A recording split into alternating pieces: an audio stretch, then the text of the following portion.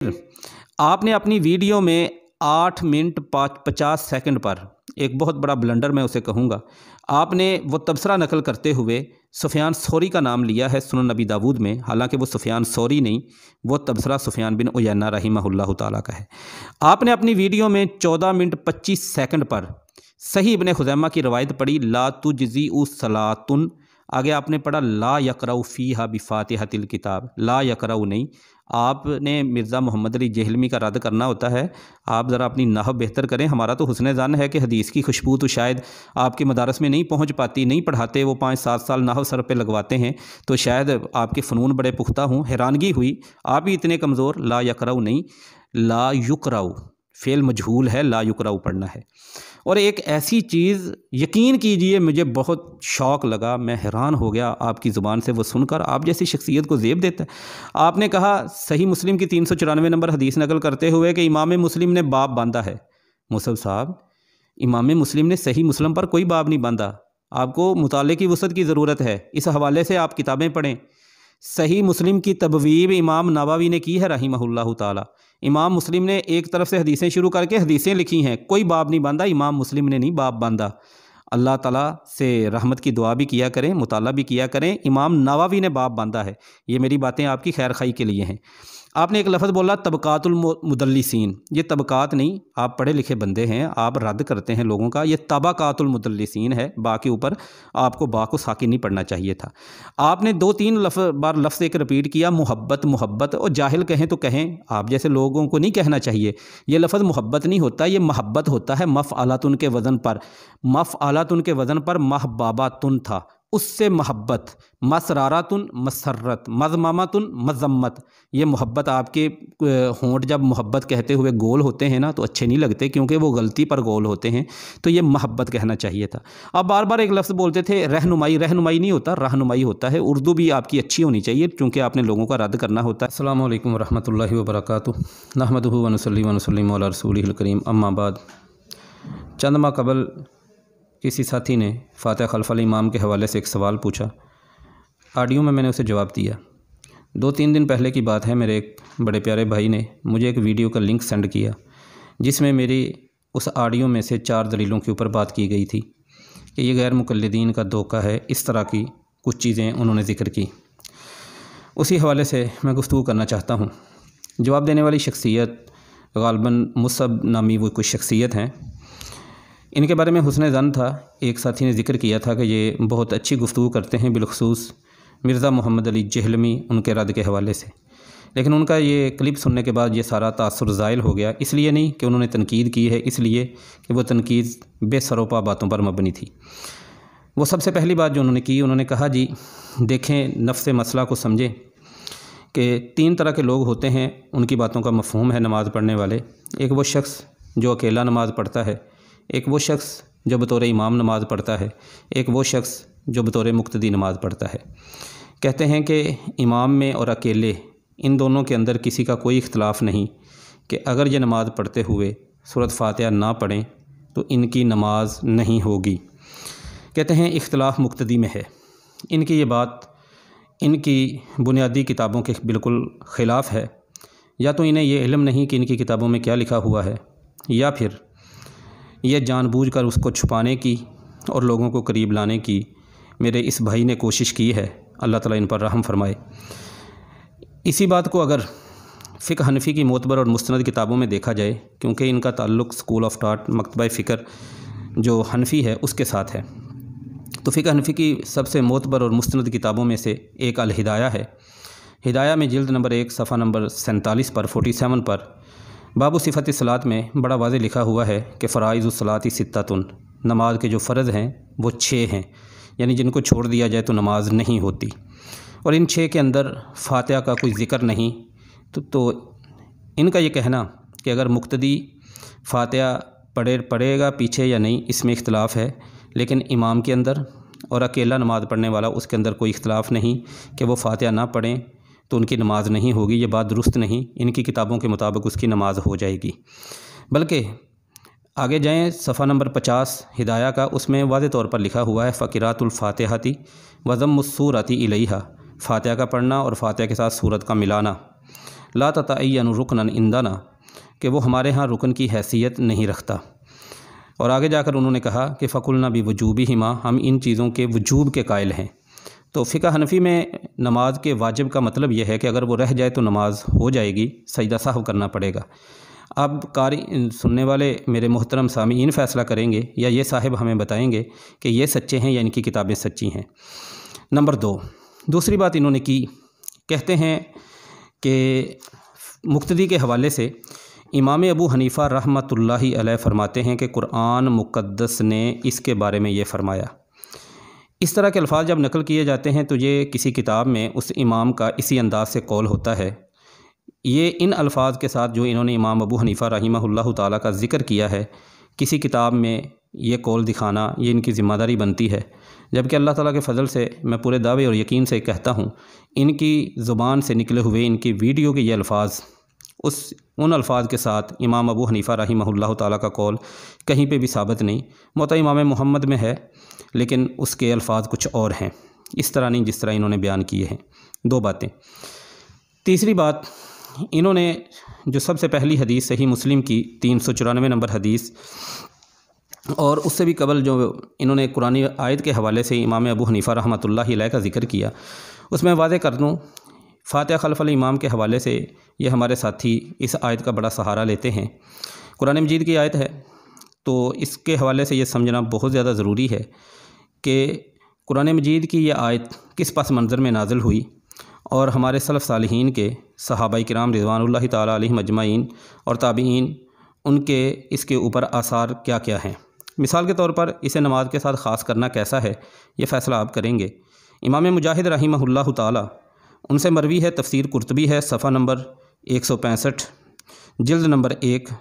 امام مجاہد رحمہ اللہ تعالیٰ ان کا قول ہے کہ یہ آیت سورۃ اعراف کی وَإِذَا قُرِئَ الْقُرْآنُ فَاسْتَمِعُوا لَهُ وَأَنصِتُوا لَعَلَّكُمْ تُرْحَمُونَ، یہ نماز اور جمعہ کے بارے میں نازل ہوئی۔ یہ کہتے ہیں کہ صرف نماز کے بارے میں نازل ہوئی۔ فیصلہ آپ لوگ کریں گے، یا یہ تحقیق کر کے بتائیں کہ کون سچا ہے کون نہیں۔ ایسے ہی اسی حوالے سے، اسی آیت کے حوالے سے ایک اور بھی ہے۔ معاویہ بن قرہ فرماتے ہیں رضی اللہ تعالیٰ عنہ، امام بیہقی رحمہ اللہ تعالیٰ نے اسے جلد نمبر 2 صفحہ 155 پہ نقل فرمایا، انزل اللہ هذه الآیۃ، اس آیت کو اللہ تعالیٰ نے نازل فرمایا۔ آگے جا کے کہتے ہیں کان الناس یتکلمون فی الصلاۃ، کہ لوگ نماز کے اندر گفتگو کرتے تھے، انہیں گفتگو سے روکنے کے لیے کہ اپنی گفتگو بند کر دیں اور قرآن سنیں، کان لگا کے سنیں، اس لیے یہ آیت نازل فرمائی۔ یہ معاویہ بن قرہ ہے رضی اللہ تعالیٰ عنہ۔ ایسے ہی اسی آیت کے حوالے سے اور بھی اقوال موجود ہیں۔ مثال کے طور پر امام ابن جریر طبری ہیں رحمہ اللہ تعالیٰ، انہوں نے اپنی تفسیر میں جلد نمبر 9 صفحہ نمبر 164 پر قتادہ سے نقل کیا ہے رحمہ اللہ تعالیٰ سے، کانوا یتکلمون فی صلاتہم بہوائجہم، لوگ اپنی ضروریات کے مطابق اپنی نماز کے اندر بات چیت کرتے رہتے تھے، اس لیے یہ آیت نازل ہوئی۔ تو ان تمام اقوال کو ایک طرف کر کے چھپا کے کسی کا ذکر نہ کرنا، صرف نماز کے ساتھ اس آیت کو خاص کرنا، یہ مناسب نہیں، اہل علم کی یہ شان نہیں، آپ کو ایسا نہیں کرنا چاہیے تھا۔ اگلی بات پہ آتے ہیں۔ اپنی ویڈیو کلپ میں آپ نے جو تیسری بات ڈسکس کی اسی حوالے سے، وہ بڑی قابل توجہ ہے۔ آپ کہتے ہیں کہ دیکھیں جی، لا صلاۃ لمن لم یقرأ بفاتحۃ الکتاب، عبادہ بن صامت رضی اللہ تعالیٰ عنہ کی یہ حدیث صحیح مسلم کی 394 نمبر۔ آپ نے کہا کہ بڑی مزے کی بات ہے کہ سفیان ثوری رحمہ اللہ تعالیٰ کے حوالے سے آپ نے ذکر کیا کہ رفع الیدین کی جو حدیث ہے اس میں آپ نے فرمایا کہ ایک راوی مدلس ہے اور اس کی وجہ سے یہ لوگ حدیث کو ضعیف کہتے ہیں۔ پھر آپ کہتے ہیں کہ اس روایت کے اندر 394 نمبر کے اندر 2 راوی مدلس ہیں، ایک امام زہری مدلس ہیں رحمہ اللہ تعالیٰ، اور ایک سفیان مدلس ہیں رحمہ اللہ تعالیٰ۔ تو آپ نے فیصلہ لوگوں پر چھوڑا یا ہمارے سامنے رکھا کہ جس میں 2 مدلس ہوں تو اس کا کیا بنے گا، تو وہ روایت ہی ضعیف ہے۔ بہتر ہوتا اگر آپ اسے ضعیف کہہ دیتے اور ڈٹ جاتے، آپ کو دوسرے جواب نہ دینے پڑتے۔ اگر آپ نے دوسرے جواب دینے تھے تو پھر آپ کو ضعیف نہیں کہنا چاہیے تھا، لوگ اس بات کو بہت اچھی طرح سمجھ سکتے ہیں۔ بہرحال اب ہم آتے ہیں، یہ حدیث کے ایک ادنا سے طالب علم کو بھی پتہ ہے۔ محترم مصعب صاحب، آپ بڑے قابل احترام ہیں، آپ تو پھر بہت بڑا مقام رکھتے ہیں، آپ کی زبان سے ایسی بڑی کمزور سی باتیں زیب نہیں دیتی، اور ہم توقع بھی نہیں رکھتے کہ آپ ایسی باتیں کریں گے۔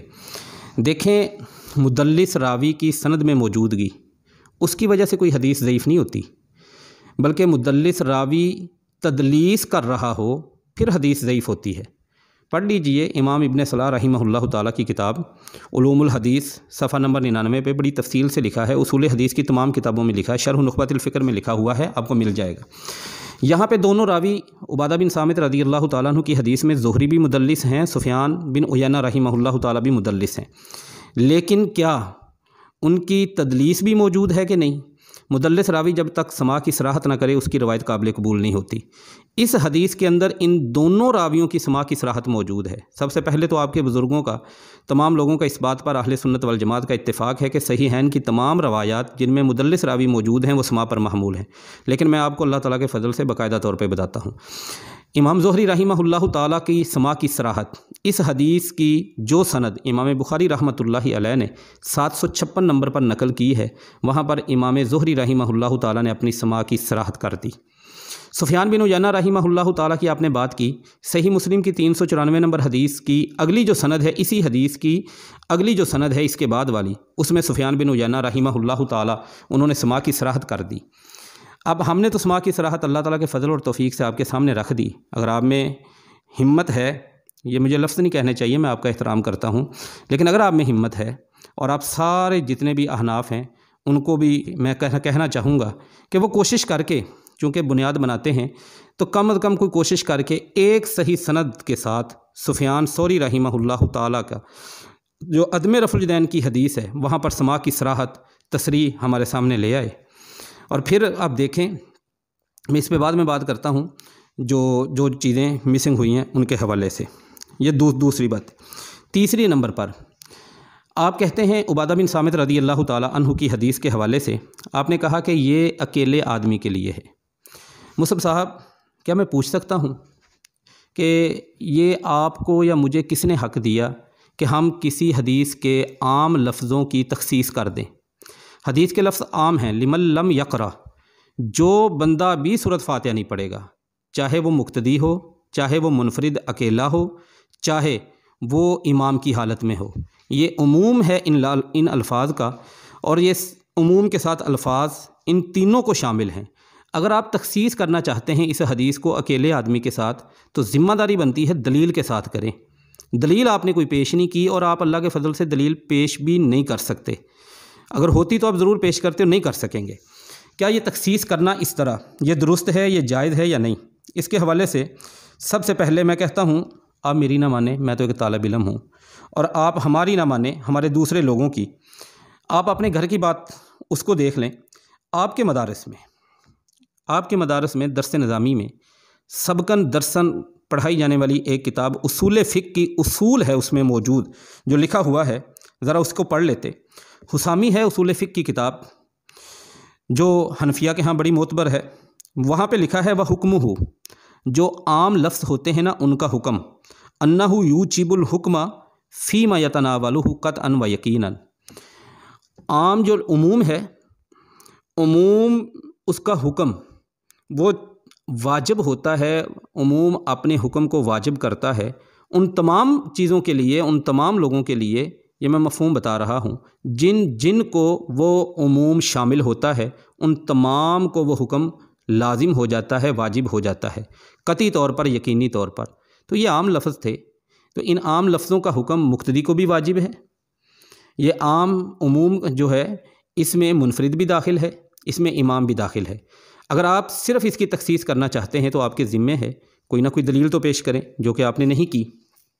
اسی حوالے سے دوسرے نمبر پر بھی آپ ایک اور میں جو اس حوالے سے آپ کے سامنے گزارش کرتا ہوں، شرح الکرمانی ہے، جلد نمبر 5 صفحہ نمبر 124، وہاں پر بڑی واضح بات لکھی ہوئی ہے، وفی الحدیث دلیل علی ان قراءۃ الفاتحۃ واجبۃ علی الامام والماموم فی الصلاۃ کلیہا، کہتے ہیں کہ یہ حدیث دلیل ہے اس بات کی کہ فاتحہ پڑھنا واجب ہے امام پر بھی، مقتدی پر بھی، تمام نمازوں میں۔ ہمارے سلف نے، ہمارے بزرگوں نے اس کی تخصیص نہیں کی، آپ کس طرح اس کی تخصیص کر سکتے ہیں؟ پھر اس سے آگے آپ نے ایک اور اعتراض اٹھایا، آپ نے کہا عبادہ بن صامت رضی اللہ تعالیٰ عنہ ان کی جو حدیث اکیلے کے لیے ہے، اپنے بڑا ایک خوبصورت انداز اور بڑی خوبصورت کہانی لوگوں کے سامنے رکھی۔ آپ کہتے ہیں جی میں اکثر کہا کرتا ہوں کہ یہ موبائل ہے، یہ موبائل بنانے والا اس موبائل کے بارے میں زیادہ جانتا ہے یا استعمال کرنے والا۔ پھر آپ نے اس سے اگلا جو سٹیپ وہ یہ لیا کہ جس طرح موبائل بنانے والا موبائل کو زیادہ جانتا ہے، ایسے ہی کسی بھی روایت کا راوی اس روایت کو زیادہ جانتا ہے۔ بات آپ کی بڑی خوبصورت ہے، لیکن کاش آپ اس بات کو اس کے درست محل پر پیش کرتے۔ پھر آپ نے اس بات کو آگے بڑھاتے ہوئے کہا کہ اس حدیث کی سند کے ایک راوی ہیں سفیان بن عیینہ رحمۃ اللہ علیہ۔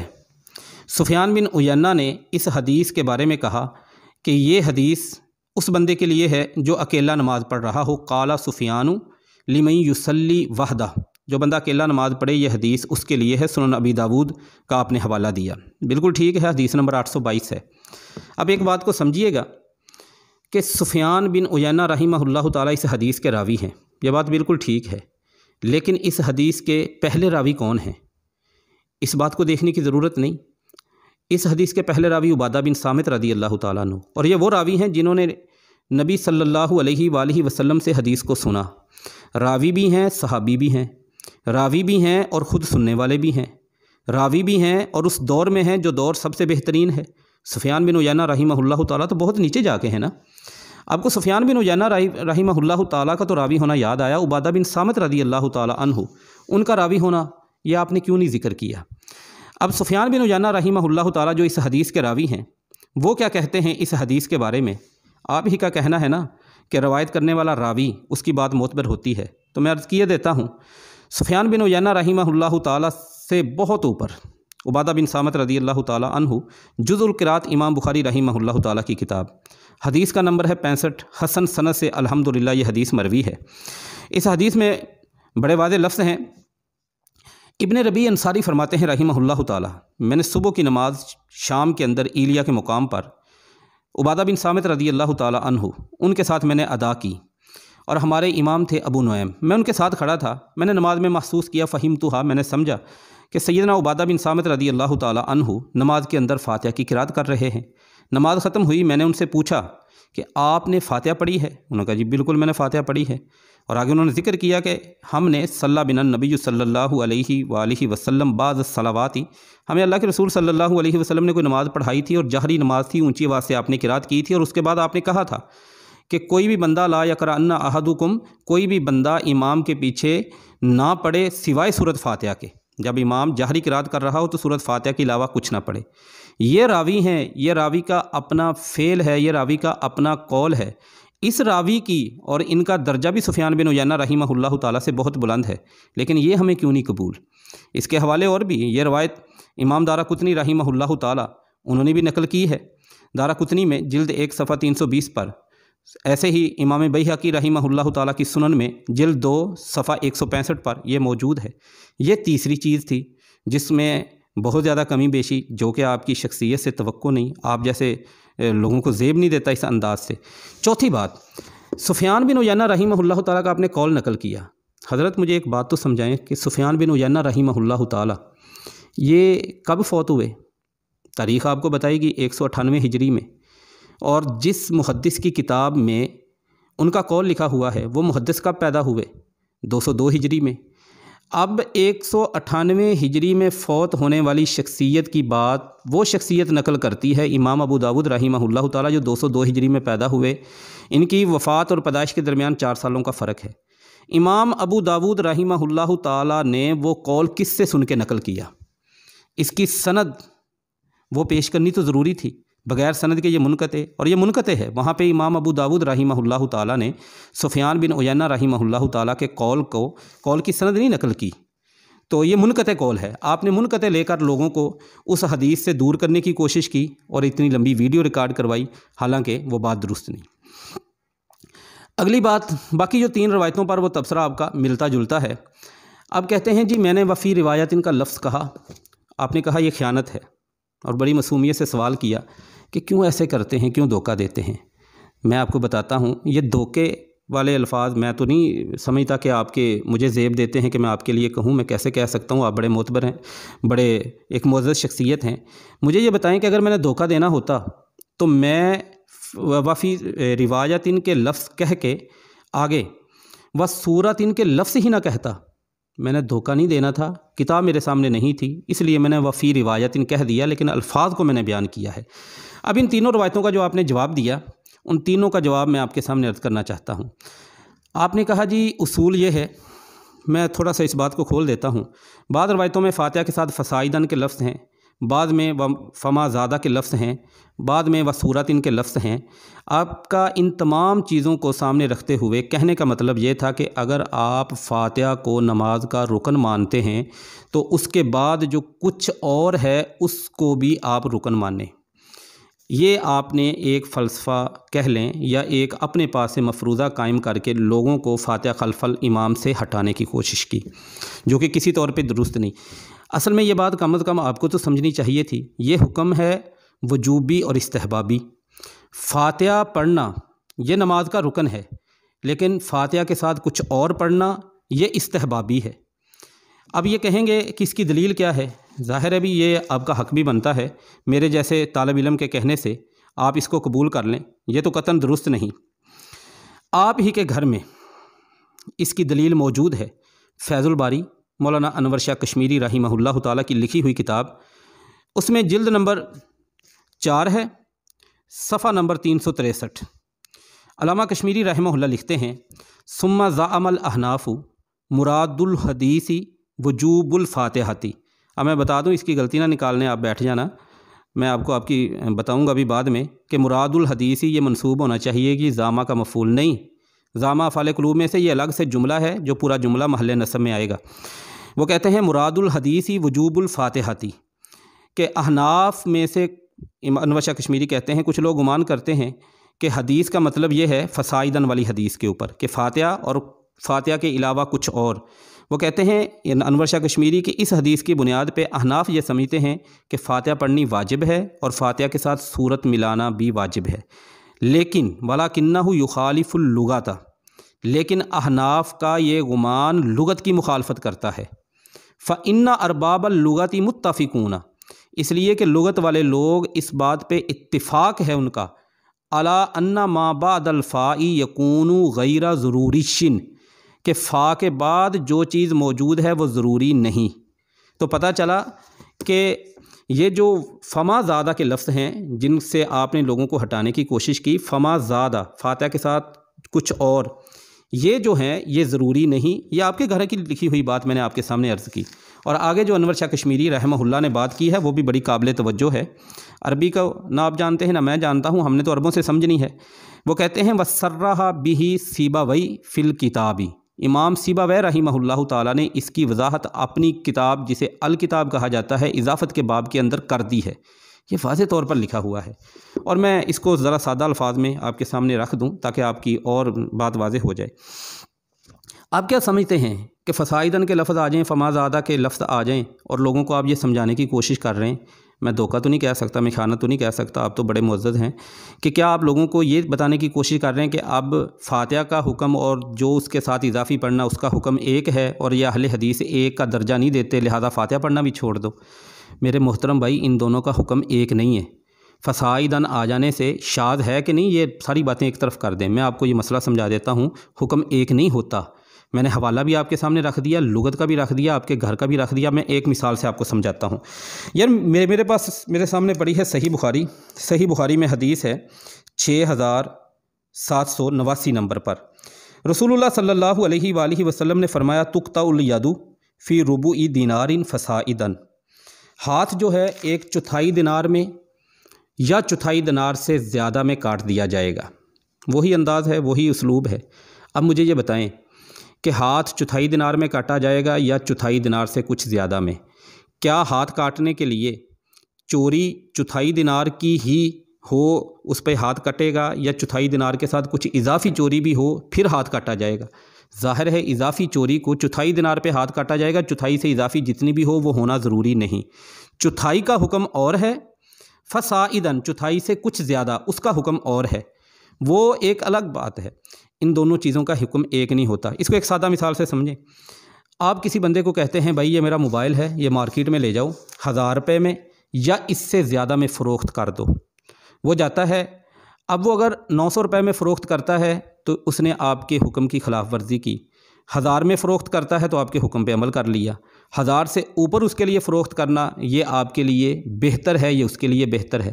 لیکن اگر 1000 روپے میں فروخت کر کے آ جائے تو اس کا مطلب ہے اس نے آپ کے حکم پر عمل کر لیا ہے، اس نے آپ کے حکم کی خلاف ورزی نہیں کی۔ 2 باتیں ہوگی۔ اب آخر میں یہ تھی کل کائنات آپ کی ویڈیو کے اندر ہمارے اوپر کیے ہوئے اعتراضات کی۔ چند اور چیزیں جو آپ کے سامنے، آپ نے میرے لیے لفظ بولے اپنی ویڈیو میں، دجل کا لفظ بولا، خیانت کا لفظ بولا، دھوکے کا لفظ بولا، جو کہ میں توقع نہیں رکھتا آپ جیسی سنجیدہ شخصیت سے، لیکن مجھے بڑا افسوس ہوا۔ بہرحال آپ پھر بھی میرے لیے قابل احترام ہیں۔ اب میں چند چیزیں آپ کے سامنے عرض کرنا چاہتا ہوں۔ خیانت کا لفظ تو آپ نے بولا ہے، لیکن کتنے افسوس کی بات ہے، آپ نے سنن ابی داود کے حوالے سے کہا، اس کا تبصرہ سنن ابی داود میں اس حدیث پر، عدم رفع الیدین والی حدیث پر امام ابو داود رحمہ اللہ تعالیٰ کا تبصرہ نقل فرماتے ہوئے کہا کہ ھذا حدیث مختصر، لیکن پورا تبصرہ آپ نے نقل نہیں فرمایا۔ چاہیے تو یہ تھا کہ اگر آپ نے وہ تبصرہ نقل کرنا تھا تو آپ اس کا مکمل تبصرہ نقل کرتے۔ مکمل تبصرہ یہ میں نہیں جانتا، واللہ عالم آپ کے دل میں کیا تھا کیا نہیں، آپ نے وہ کیوں نہیں پورا تبصرہ نقل فرمایا۔ امام ابو داود رحمہ اللہ تعالیٰ کا پورا تبصرہ کیا ہے؟ وہ کہتے ہیں ھذا حدیث مختصر، یہ حدیث مختصر ہے، من حدیث طویل، لمبی حدیث سے، اور آگے جو انہوں نے کہا ہے کہ یہ حدیث صحیح نہیں۔ آپ نے پہلا تبصرے کا حصہ نقل کیا جس میں انہوں نے کہا یہ حدیث عدم رفع الیدین کی صحیح نہیں، اس کو نہیں آپ نے نقل فرمایا۔ یہ کتنی بڑی زیادتی کی۔ نمبر 2، آپ یہ تو کہتے ہیں کہ دیکھیں جی امام ترمذی رحمہ اللہ تعالیٰ نے اس حدیث کو حسن کہا ہے، جو حدیث میں نے فاتحہ کے حوالے سے پڑھی تھی، اور کہتے ہیں کہ آپ نے پیش کر دی۔ رفع الیدین والی حدیث کو بھی امام ترمذی رحمہ اللہ تعالیٰ نے حسن کہا ہے، اس کو آپ نہیں تسلیم کرتے۔ اب چاہیے تو یہ تھا کہ اگر آپ نے امام ترمذی رحمہ اللہ تعالیٰ کا تبصرہ اس پر حسن والا نقل کیا ہے تو اسی روایت کے ساتھ لکھے ہوئے عبداللہ بن مبارک رحمہ اللہ تعالیٰ، ان کے الفاظ جو امام ترمذی نے نقل فرمائے وہ بھی بتاتے کہ امام ترمذی رحمہ اللہ تعالیٰ نے، مصعب صاحب پہلے اس حدیث کے بارے میں کہا کہ عبداللہ بن مبارک رحمہ اللہ فرماتے ہیں لم یثبت، یہ حدیث سفیان ثوری رحمہ اللہ تعالیٰ کی جو بات کی آپ نے اشارہ کیا وہ حدیث ثابت نہیں، بعد میں وہ حدیث لے کر آئے ہیں۔ پھر آپ کو یہ بھی چاہیے تھا کہ اگر آپ نے رفع الیدین والی حدیث پر امام ترمذی کا حسن والا تبصرہ نقل فرمایا ہے تو اس سے پیچھے جو رفع الیدین کرنے والی حدیث ہے جس میں حسن صحیح ان کے، اس پر تو صرف حسن کے لفظ ہیں نا، اور پھر وہ روایت واضح بھی نہیں۔ ویسے مصعب صاحب اس معاملے کو آپ ختم کر دیں، آپ ایسے کریں جی جیسے ہم لوگ آپ کے سامنے حدیث رکھتے ہیں نا، صحیح بخاری کی عبداللہ بن عمر رضی اللہ تعالی عنہما کی، اور جامع ترمذی کی حدیث رکھتے ہیں آپ کے سامنے عبداللہ بن عمر رضی اللہ تعالی عنہما کی، وہ کہتے ہیں رأیت رسول اللہ صلی اللہ علیہ وسلم، میں نے رسول اللہ صلی اللہ علیہ وسلم کو دیکھا، اذا افتتح الصلاۃ، جب وہ نماز شروع کرتے اپنے ہاتھوں کو بلند کرتے، حتی یحاذیہ، ان ہاتھوں کو بلند کرتے، برابر کرتے، من کی بئی اپنے کندھوں کے، اور میں نے یہی عمل دیکھا اذا رکع، جب رسول اللہ صلی اللہ علیہ وسلم رکوع کرتے، واذا رفع راسہ من الرکوع، جب رکوع سے سر اٹھاتے۔ آپ ایسی ہی کوئی ایک حدیث ہمارے سامنے لے آئیں جس میں یہ ہو کہ نبی صلی اللہ علیہ وسلم نے رفع الیدین کیا تکبیر تحریمہ کے وقت، پھر آپ رکوع میں گئے، آپ نے رفع الیدین نہیں کیا، آپ نے رکوع سے سر اٹھایا، آپ نے رفع الیدین نہیں کیا، آپ بار بار جاتے ہیں وہ ایک عبداللہ بن مسعود رضی اللہ تعالی عنہ والی ضعیف سند والی حدیث جس کو امام ابو داود نے، دیگر محدثین نے ضعیف کہا، وہ لے کے آتے ہیں، تدلیس موجود ہے سفیان ثوری رحمہ اللہ کی، وہ لے کے آتے ہیں، پھر اس میں رکوع سے پہلے رکوع کے بعد کا وہاں پر واضح طور پر ذکر نہیں۔ اتنی کثیر حدیثیں جن میں اس کا اثبات ہے، آپ بھی کوئی کوشش کر کے ایک حدیث صحیح سند سے ہمیں دکھا دیں، یقین کریں ہم آپ کے لیے دعا کریں گے۔ اور آپ نے تبصرہ نقل کرنے میں نہ جانے کیوں اس انداز سے کام لیا۔ دوسری بات، آپ نے 394 نمبر حدیث پر اعتراض کرتے ہوئے سفیان کا لفظ استعمال کیا۔ آپ کی گفتگو سننے والا ایک عام آدمی یہ سمجھتا ہے کہ آپ کی نظر میں 394 نمبر میں جو لفظ سفیان ہے اور رفع الیدین عبداللہ بن مسعود رضی اللہ تعالی عنہ والی حدیث کے اندر جو سفیان ہے وہ دونوں ایک ہیں، جبکہ وہ ایک نہیں۔ رفع الیدین والی حدیث میں سفیان ثوری ہیں، سفیان بن سعید بن مسروق رحمہ اللہ تعالی، اور ادھر سفیان بن عیینہ ہے۔ آپ جیسی شخصیت سے یہ توقع نہیں۔ 2 باتیں۔ تیسری بات، آپ نے اپنی اس گفتگو کے اندر میری ایک غلطی نکالی ہے، آپ نے کہا جی بالحمدی ہے، بالحمدو نہیں۔ آپ کو شاید کسی نے موقع نہیں دیا، ورنہ آپ ضرور مطالعہ کرتے میرے پیارے بھائی۔ ایک ہوتا ہے اعراب حکائی، اعراب الحکایہ اسے آپ کوئی بھی عربی کتاب اٹھا لیں نحو کی، اس میں مل جائے گا۔ یہ کیا ہوتا ہے؟ وہ ہوتا ہے نقل ما قیل کما قیل۔ اور محدثین کا جو ضبط ہے نا سنن نبی داود کی 4048 نمبر حدیث دیکھ لیجیے جی، جب صورت کے نام کے طور پر کوئی لفظ آتے ہیں تو اس کا وہی اعراب پڑھا جاتا ہے جو اعراب حکائی، جو اصل اعراب موجود ہوتا ہے، تو بالحمد ہی پڑھا جائے گا، بالحمدی نہیں۔ آپ کو مطالعہ کی وسعت کی ضرورت ہے، اللہ تعالیٰ آپ کے ٹائم میں برکت دے، وقت میں برکت دے۔ پھر آپ نے اپنی ویڈیو میں 8 منٹ 50 سیکنڈ پر ایک بہت بڑا بلنڈر میں اسے کہوں گا، آپ نے وہ تبصرہ نقل کرتے ہوئے سفیان ثوری کا نام لیا ہے سنن نبی داود میں، حالانکہ وہ سفیان ثوری نہیں، وہ تبصرہ سفیان بن عیینہ رحمہ اللہ تعالیٰ کا ہے۔ آپ نے اپنی ویڈیو میں 14 منٹ 25 سیکنڈ پر صحیح ابن خزیمہ کی روایت پڑھی، لا تجزی صلاۃ، آگے آپ نے پڑھا لا یقرأ فیہا بفاتحۃ الکتاب، لا یقرأ نہیں۔ آپ نے مرزا محمد علی جہلمی کا رد کرنا ہوتا ہے، آپ ذرا اپنی نحو بہتر کریں۔ ہمارا تو حسن ظن ہے کہ حدیث کی خوشبو تو شاید آپ کے مدارس میں نہیں پہنچ پاتی، نہیں پڑھاتے، وہ 5-7 سال نحو سر پہ لگواتے ہیں، تو شاید آپ کے فنون بڑے پختہ ہوں۔ حیرانگی ہوئی آپ ہی اتنے کمزور، لا یقرأ نہیں، لا یقرأ، فعل مجہول ہے، لا یقرأ پڑھنا ہے۔ اور ایک ایسی چیز یقین کیجئے مجھے بہت شوق لگا، میں حیران ہو گیا آپ کی زبان سے وہ سن کر، آپ جیسی شخصیت کو زیب دیتا ہے۔ آپ نے کہا صحیح مسلم کی 394 نمبر حدیث نقل کرتے ہوئے کہ امام مسلم نے باب باندھا ہے۔ مصعب صاحب، امام مسلم نے صحیح مسلم پر کوئی باب نہیں باندھا، آپ کو مطالعے کی وسعت کی ضرورت ہے، اس حوالے سے آپ کتابیں پڑھیں۔ صحیح مسلم کی تبویب امام نووی نے کی ہے رحمہ اللہ تعالی۔ امام مسلم نے ایک طرف سے حدیثیں شروع کر کے حدیثیں لکھی ہیں، کوئی باب نہیں باندھا، امام مسلم نے نہیں باب باندھا۔ اللہ تعالیٰ سے رحمت کی دعا بھی کیا کریں، مطالعہ بھی کیا کریں، امام نووی نے باب باندھا ہے۔ یہ میری باتیں آپ کی خیر خواہی کے لیے ہیں۔ آپ نے ایک لفظ بولا طبقات المدلسین، یہ طبقات نہیں، آپ پڑھے لکھے بندے ہیں، آپ رد کرتے ہیں لوگوں کا، یہ طبقات المدلسین ہے، با کے اوپر آپ کو با کو ساکن نہیں پڑھنا چاہیے تھا۔ آپ نے 2-3 بار لفظ ایک رپیٹ کیا، محبت محبت، اور جاہل کہیں تو کہیں، آپ جیسے لوگوں کو نہیں کہنا چاہیے۔ یہ لفظ محبت نہیں ہوتا، یہ محبت ہوتا ہے، مفعلاتن کے وزن پر، مفعلاتن کے وزن پر محباباتن تھا، اس سے محبت، مسراراتن مسرت، مذمماتن مذمت۔ یہ محبت، آپ کے ہونٹ جب محبت کہتے ہوئے گول ہوتے ہیں نا تو اچھے نہیں لگتے، کیونکہ وہ غلطی پر گول ہوتے ہیں، تو یہ محبت کہنا چاہیے تھا۔ آپ بار بار ایک لفظ بولتے تھے رہنمائی، رہنمائی نہیں ہوتا، رہنمائی ہوتا ہے۔ اردو بھی آپ کی اچھی ہونی چاہیے، چونکہ آپ نے لوگوں کا رد کرنا ہوتا ہے۔ یہ میری چند گزارشات تھیں، ان پر غور کیجیے گا۔ وما علینا الا البلاغ۔